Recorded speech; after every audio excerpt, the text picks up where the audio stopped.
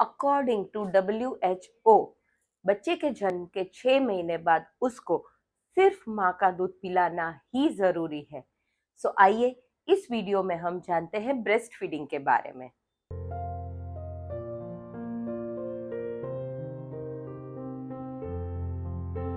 Hello viewers, welcome to my channel Divine Nine Pregnancy Studio. I am Dr. Shivani Sanghvi. I am physiotherapist and pregnancy and post-pregnancy fitness trainer. आज हम इस video में जानेंगे breast feeding के बारे में। जब भी हम कोई प्रेजेंटेशन के लिए जाते हैं तो हम लोग पूरी तरह से अपने सारे टूल्स को रेडी करके रखते हैं, जैसे कि पीपीटी बना लिया, खुद को ड्रेसिंग अच्छे से कर लिया, हमारा लैपटॉप रेडी कर लिया। वैसे ही जब डिलीवरी के बाद हमें ब्रेस्ट फीडिंग करना है अपने बेबी को, तो उसके लिए जो हमारा मेन टूल है यानी कि हमारी ब्रेस्ट, क्या उसको हम रेडी करना जरूरी समझते हैं?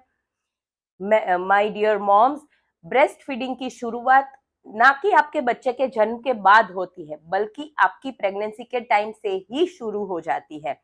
आपका जो इनिशियल टाइम है प्रेगनेंसी का, यानी कि फर्स्ट और सेकेंड ट्राइमेस्टर, उसी टाइम से आपको अपनी ब्रेस्ट की केयर करना शुरू कर देना है।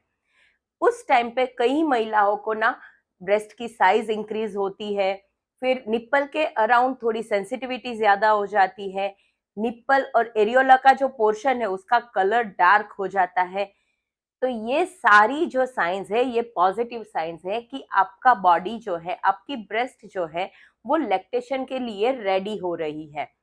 आपको क्या करना है, आपको अपनी ब्रेस्ट का हाइजीन मेंटेन रखना है, उसको प्रॉपरली क्लीन करना है, और सबसे इम्पोर्टेंट, आपके जो भी अंडरगारमेंट्स है वो प्रॉपरली सपोर्टिव होने चाहिए आपके ब्रेस्ट को।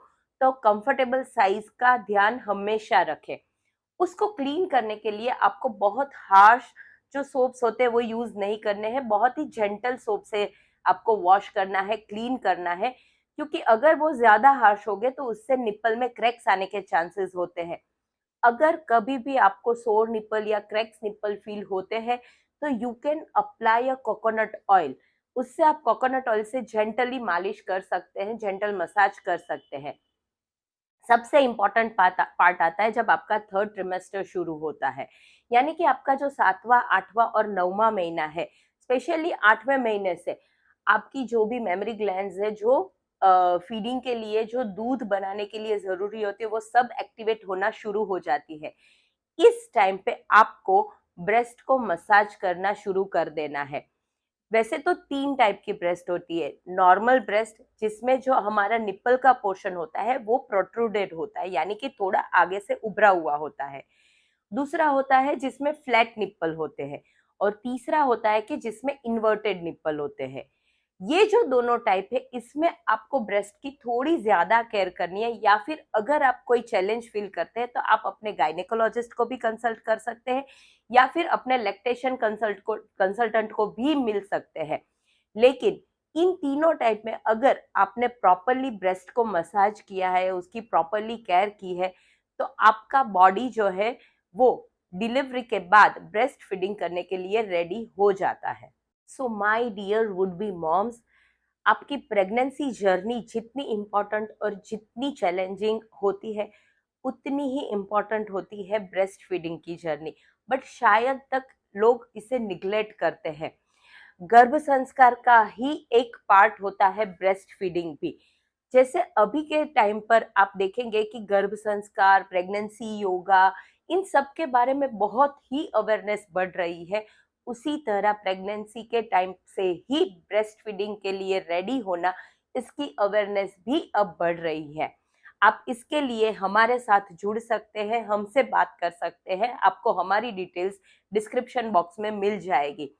हमारी चैनल पर ही आपको ब्रेस्ट फीडिंग के लिए लैक्टेशन कंसल्टेंट के साथ का एक पूरा डिटेल्ड वीडियो भी मिलेगा, तो आप उसको भी रिफर कर सकते हैं। ब्रेस्ट फीडिंग के लिए हम लोग पर्टिकुलर एक्सरसाइज ड्यूरिंग प्रेगनेंसी से ही गाइड करते हैं, जिससे कि आप सेगिंग ऑफ ब्रेस्ट, इसको भी प्रिवेंट कर सकते हैं। डी शेप होना जो होती है ब्रेस्ट का, उसको भी प्रिवेंट कर सकते हैं, और ब्रेस्ट को ब्रेस्ट फीडिंग के लिए प्रिपेयर भी कर सकते हैं। तो इन सारी चीजों के लिए एक डिटेल्ड वीडियो आपको हमारी चैनल पर नेक्स्ट मिलेगा।